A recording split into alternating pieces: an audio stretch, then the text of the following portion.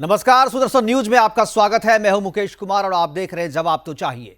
जवाब तो चाहिए में आज हम बात करेंगे केरला के चेलोरी में पीएफआई के उस हेट परेड की जिसे एकता मार्च का नाम दिया गया है। हेट परेड में आरएसएस की ड्रेस में पीएफआई के दो कार्यकर्ताओं को जंजीर में जकड़कर एक परेड करवाया जा रहा है और उसके पीछे पीएफआई के जिहादी उन्मादी अल्लाहू अकबर के नारे लगा रहे हैं। परेड के जरिए पीएफआई किस एकता को दिखाने की कोशिश कर रहा है यह तो पता नहीं चल रहा है, लेकिन इस दृश्य के सामने आने के बाद जो पहली तस्वीर मस्तिष्क में खौंदती है वो है सीरिया के आईएसआईएस के कातिलों की, जो निहत्थे मासूमों का गला रेत कर अपनी झूठी ताकत का प्रदर्शन करते हैं।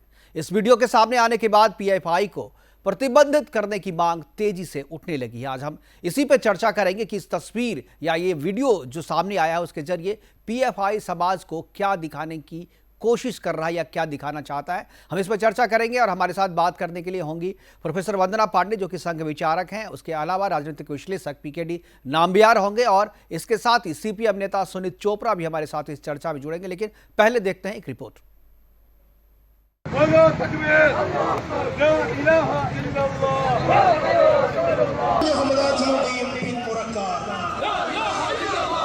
केरल में चरमपंथी पीएफआई का आतंक। चरमपंथी पीएफआई ने दिखाया सीरिया इराक का नजारा। नाराए तकबीर और अल्लाहू अकबर के लगे नारे। केरल में जिहादियों का आतंक इतना बढ़ गया है कि अब वो औरंगजेब, बाबर, तुगलक जैसे नर पिशाचों के रास्ते पर चलते दिख रहे हैं। केरल के मल्लपुरम से एक वीडियो सोशल मीडिया पर तेजी से वायरल हो रहा है। वीडियो में चरमपंथी पीएफआई ने सीरिया और इराक जैसा नजारा दिखाया है। इस वीडियो में संघ कार्यकर्ताओं के कत्ल से पहले की परेड को आभासी चित्रित किया गया है। आभासी चित्रण में संघ की वेशभूषा में कुछ लोगों को खड़ा कर रखा है। इन लोगों के हाथों में हथकड़ियां पहनाई गई हैं। पीछे से कुछ लोग इनका कॉलर पकड़ चल रहे हैं। पीछे चल रही पूरी भीड़ में चरमपंथी पीएफआई के लोग दिखाई दे रहे हैं। ये लोग नाराए तकबीर और अल्लाहू अकबर की नारेबाजी करते हुए मार्च निकाल रहे हैं। मार्च का अंदाज बिल्कुल वैसा है जैसे आईएसआईएस कत्लेआम करता है। मार्च के माध्यम से मानो ये आने वाले कल की ओर इशारा कर रहे हैं। संघ के केरल प्रांत के प्रचार प्रमुख जे नंद कुमार ने अपने ट्विटर हैंडल पर वीडियो शेयर किया है।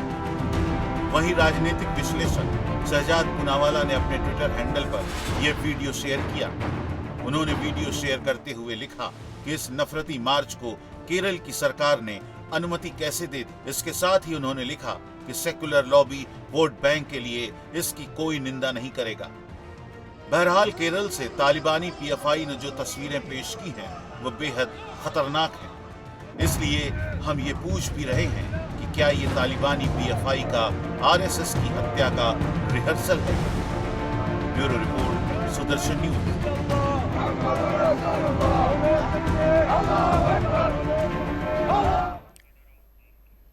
जी हाँ, ये तस्वीर आने के बाद जो तस्वीर आपने अभी देखी वो तस्वीर अभी हम आपको और भी दिखाएंगे। इस तस्वीर को देखने के बाद आपके जहन में जो तस्वीर बन रही है, आईएसआईएस की जो तस्वीर बन रही है, उस पर आज हम चर्चा करेंगे कि इस तस्वीर के सामने आने के बाद से पीएफआई पे वहाँ की सरकार, जो कि सीपीएम की सरकार है, लेफ्ट की सरकार है, उन्होंने क्या फैसला किया है वो अभी तक किसी भी तरीके का कोई फैसला उन्होंने नहीं किया है। और साथ ही इस परेड को अनुमति कैसे मिली इस पर भी सवाल उठने लगे। हमारे साथ प्रोफेसर वंदना पांडे जी जुड़ी हैं, उनसे हम सबसे पहले बात करेंगे। वंदना जी, स्वागत है आपका। और सबसे पहली प्रतिक्रिया मैं जानना चाहूँगा आपकी कि ये तस्वीर को देखने के बाद, ये जो वीडियो है, इस वीडियो को देखने के बाद सबसे पहले आपके जहन में क्या आया? हाँ, सबसे पहले जहन में उन विचार पंथ वाले लोगों की निकृष्टता आई, उस सरकार की कायरता आई और इस तरह के हरकत करने वाले लोगों पर किस तरह से सख्त कार्रवाई की जानी चाहिए, यह विचार आया सामने।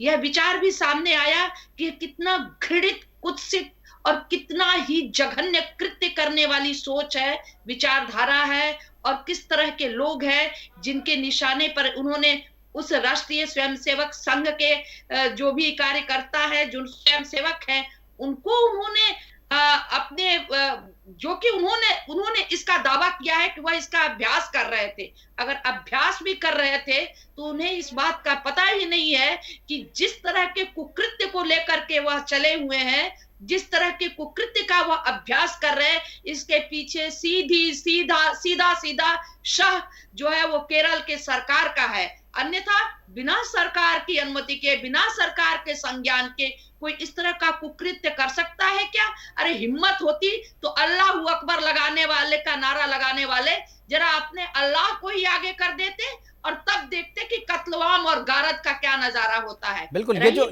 चीजें जो रिहर्सल की जा रही है, जिस रिहर्सल की बात की जा रही है, इस रिहर्सल के बाद वो क्या करने वाले थे?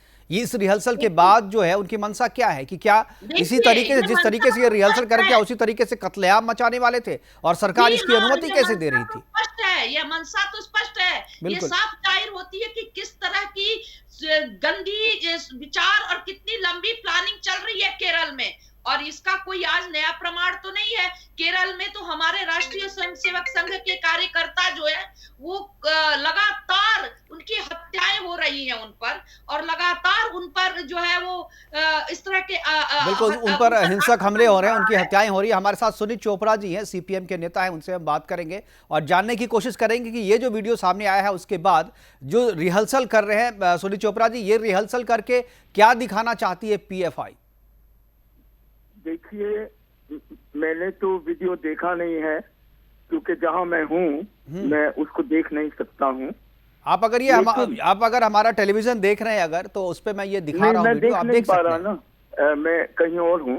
मैं आपको चित्रित कर देता हूं कि इसमें क्या दिखाया गया है। इसमें दिखाया गया है कि आरएसएस की ड्रेस पहने हुए दो पीएफआई के कार्यकर्ताओं को आगे जंजीरों में जकड़ा गया है और पीछे से अल्लाहू अकबर के नारे लग रहे हैं और उसके पीछे चलने वाले जो पीएफआई के कार्यकर्ता है वो गोल टोपी पहने हुए हैं। आप समझ सकते हैं वो कौन होंगे।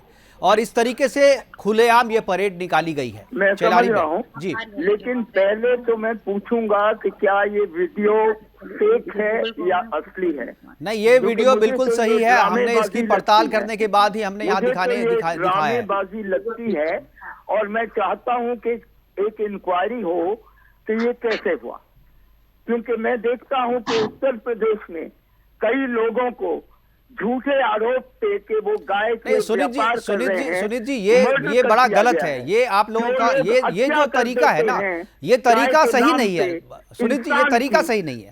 आपसे जहां की बात हो रही है आप वहां की बात कीजिए। जब हम उत्तर प्रदेश की बात करेंगे हम आपसे जवाब, आपको मौका देंगे बोलने का। क्यों नहीं दिखाए आपने वो लिंचिस्तान वाले लोग, क्यों नहीं दिखाए? मैं ये जानना चाहता हूँ। कौन सा किस लोगों ने लिंचिंग की है राजस्थान में, आप भूल गए?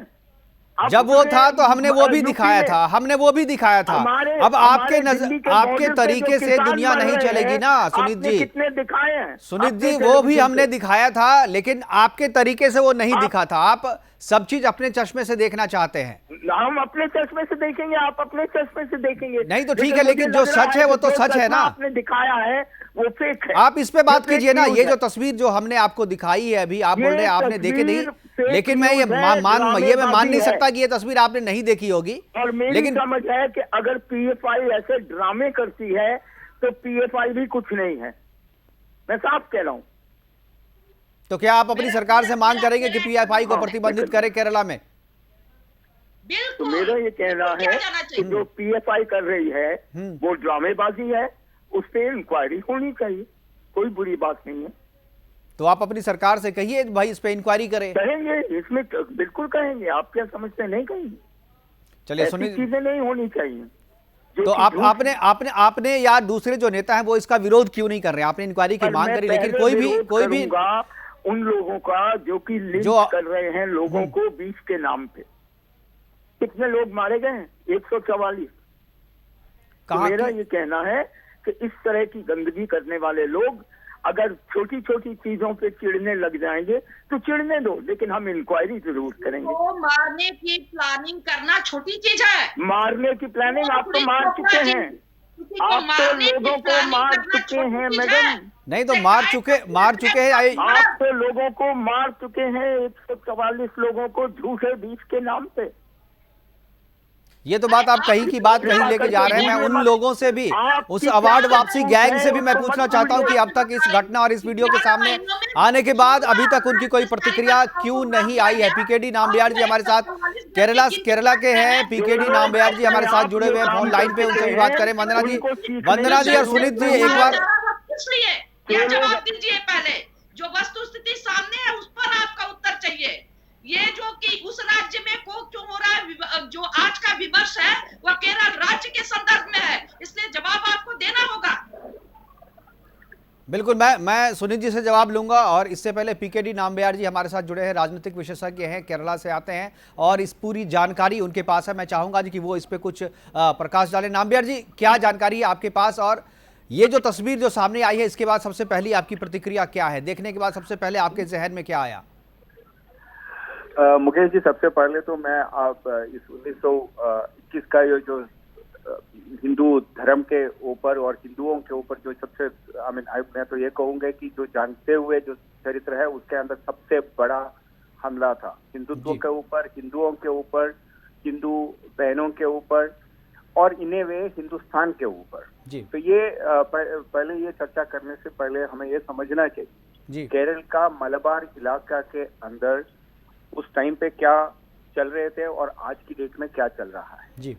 सबसे ज्यादा हिंदुस्तान के अंदर अगर आईसिस की बात करते हो या मुस्लिम टेररिस्ट और टेररिज्म की बात करते हो, ये सब चीज का जो मूल कहाँ से आ रहा है, ये केरल का जो मलबार इलाका है, जिसको थोड़ा बहुत अगर आप थोड़ा विस्तार से देखोगे तो मैंगलोर, कूर्ग, कन्नूर, कासरगोड, केरल, कैलिकट, मलप्पुरम ऐसे कुछ डिस्ट्रिक्ट्स मिलकर है जी। अब जो 1921 में जो खिलाफत और अलग अलग तरीके से इसको लोग कहा जाता है और मापिला रेबेलियन जिससे ये सबसे बड़ा इनफेमस है। 38,000 हिंदुओं को उस टाइम पे मारा गया। 38,000 हिंदुओं को मारा हुआ ये इतनी बड़ी भयानक हिंसा को आज भी उसको हीरोइक परिवेश देने के लिए कांग्रेस और वामपंथी दल, जैसे अभी वो सुनील चोपड़ा जी जैसे आक्रोश से बोल रहे थे कि सीधा केरल की बात करते हो तो सीधा वो यूपी पहुंचते हैं, जब वो यूपी की बात करते हो तो सीधा वो नेपाल पहुंचते हैं। उसकी जगह उनको ये कम से कम ये तो ध्यान रखे कि जब उस इलाका के अंदर जो सोशियो पॉलिटिकल चेंज क्या हो रहा है और कैसे उधर का जो मुस्लिम तीव्र सोच के जो लोग 1921 का इतनी बड़ा हिंसा को भी आज भी वो लोग एक हीरोइक परिवेश देते हुए बिल्कुल और सेलिब्रेट कर रहे हैं, बिल्कुल सेलिब्रेट कर रहे हैं, उसको निंदा करने का और उसके खिलाफ अगर आवाज उठाने का किसी वामपंथी वाला हो जो कांग्रेस को का जो नेता है उन लोगों को हिम्मत नहीं है, क्योंकि वो एक तरह से एक बहुत बड़े तरीके से वोट बैंक है और दूसरी तरह से इन लोगों ने ये पीएफआई, पॉपुलर फ्रंट और जो जमायत इस्लामी और ये इस तरह के जो संगठन है ऑलरेडी मलबार स्टेट के ऊपर एक अपना स्टेट बनाने की भी बात कर रहे हैं। इन लोगों ने कहा गया 4 साल पहले, जहां तक मुझे याद है, ये भी कहा है कि मलबार स्टेट की रूप होना चाहिए वो मुस्लिम डोमिनेटेड एक स्टेट। अगर जब पीछे जाते हो जो जितना भी आप अगर ट्रू हिस्ट्री अगर आप देखोगे तो उसका सिर्फ ये है कि 38,000 हिंदुओं को जो टिप्पू सुल्तान के बाद अगर किसी ने हिंदुओं को इतनी बुरी तरह से खत्म किया हुआ है 2-3 डिस्ट्रिक्ट्स में, लगभग अगर आप देखो तो 28 तालुक के अंदर पूरी तरह से किया। एंड इतना बड़ा ब्रूटल किलिंग मुझे नहीं लगता है कि इवन मुगलों ने भी नहीं किया था, इतनी बुरी तरह से मारा गया। बिल्कुल ये इतिहास में भी दर्ज है, लेकिन वामपंथी इतिहासकार इस घटना को आंदोलन करके इसका महिमा मंडन कर रहे हैं, महिमा मंडित करके पेश कर रहे हैं। और पीएफआई जैसी जो संस्था है जो कि जिहादी संस्था, मैं तो इसके प्रतिबंध की मांग करता हूं। बहुत सारे राज्यों में प्रतिबंध इस पे लगाया भी गया था। एनआईए ने जिस पे कहा है कि प्रतिबंध लगना चाहिए, एनआईए भी जिसको मानती है कि यह प्रतिबंधित होना चाहिए इस संस्था को, लेकिन खुलेआम केरला में ये अपनी गतिविधियां चला रहे हैं और कोई भी इसको रोकने वाला नहीं। वंदना जी, मैं आपके पास आना चाहूंगा। वंदना जी, क्या आपको लगता है कि इतिहास में मोपला कांड को जिस तरीके से महिमा मंडित करके दर्ज किया गया है और जिस तरीके से तस्वीर पेश करने की कोशिश की गई, क्या आपको लगता है कि वामपंथी इतिहासकारों ने एक तरफा तस्वीर पेश की है वहां पे?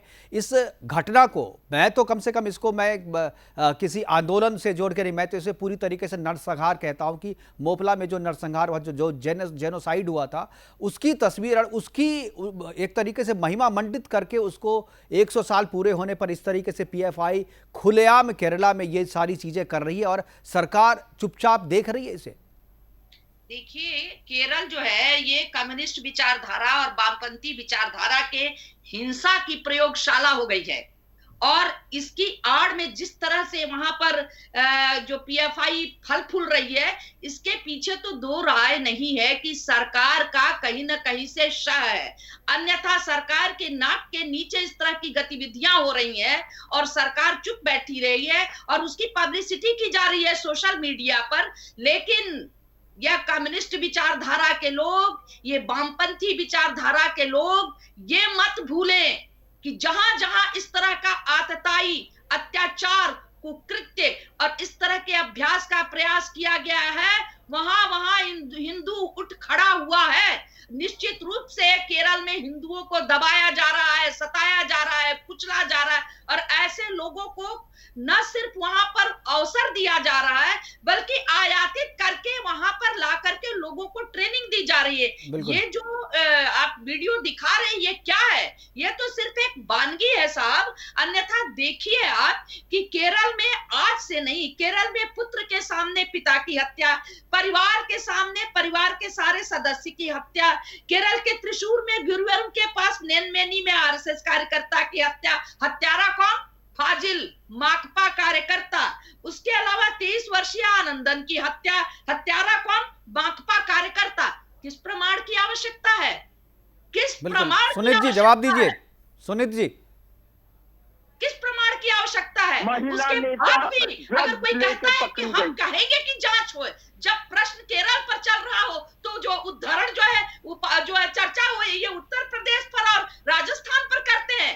इनके तो समझ में नहीं आता है चोपड़ा जी के बुद्धि में कुछ कहीं विवेक रह गया है। गांधी को किसने मारा था? वो वामपंथी था, कोर्ट से सुनीत जी हिम्मत नहीं है आपकी सच बोलने की। के पीछे इस तरह के कुकृत्य होते हैं। सुनीत जी आप बोलिए। आपकी सच बोलने की गोद से कौन था? उसके बाद जो हत्यारे थे। अब फिर आप सुनीत जी आप कहाँ गोडसे पे कहाँ चले गए? महात्मा गांधी की चर्चा नहीं हो रही है, ना गोडसे की चर्चा हो रही है। अभी जो मैं वीडियो दिखा रहा हूँ उस पर चर्चा कीजिए ना। हिंदुस्तान की आजादी के बाद मार सकते हैं, वो कुछ भी कर सकते हैं कम्युनिस्ट थी और कभी भी कर सकते हैं। हम मौका नहीं देंगे, करने वाले लोग थे, बताइए ना। हम मौका नहीं देंगे। हम साफ बोल रहे हैं आपके मुंह पे, हिंदुस्तानियों पे हमला करने का हम मौका नहीं देंगे। किसको मौका नहीं देंगे आप? आपको मौका नहीं देंगे। अरे तो हम कौन सा हमला करने जा रहे हैं, किस पे? ये महिला जो बोल रही है ये बिल्कुल वही विचारधारा की है जो गोडसे की है। और जो आदमी पहले बोले थे, इन्होंने गोल्ड स्मगलर्स को छुपाने में हाथ इनका भी है। मुझे ये सब मालूम है केरला के। तो आप नाम्बियार जी के बारे में बोल रहे हैं? हाँ, नाम्बियार जी जवाब दीजिए। टेलीविजन चैनल पे है। मुझे उसका जवाब दीजिए, मुझे उसका जवाब चाहिए। गोडसे से पहले उन वंदना जी नाम्बियार जी पे सुनीत जी ने कुछ आरोप लगाए हैं। मुझे लगता है नाम्बियार जी अगर आप पीकेडी नाम्बियार जी अगर आप सुन रहे हैं, किसान आपने दिल्ली के बॉर्डर पे मार दिए हैं, आरएसएस का मनोबल नहीं तोड़ सकते। उसका जवाब कब दोगे?